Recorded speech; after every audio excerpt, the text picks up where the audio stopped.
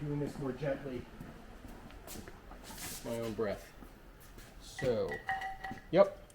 So now that goes back.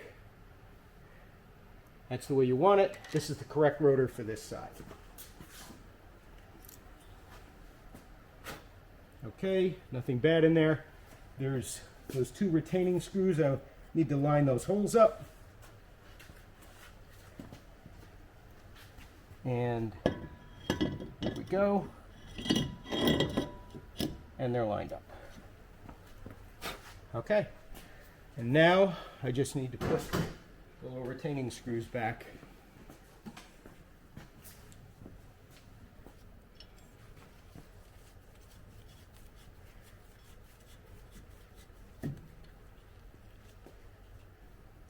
These aren't a serious issue, but they're a good idea to have on.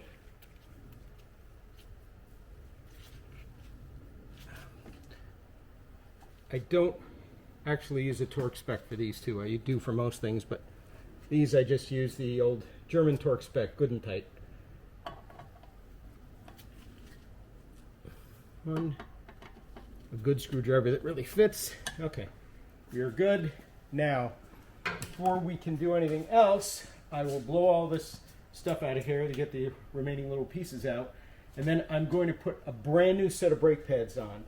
Whenever you've got newly processed rotors or brand new rotors, it's recommended that you use brand new brake pads, because if the brake pads you had on had some sort of a defect or a bias into them, then you might put some of that bias into your brand new rotor that you just had, either a brand new rotor or a rotor that you just paid to have reprocessed. So start with a brand new set of brake pads with a brand new rotor, and then you don't have to worry about it.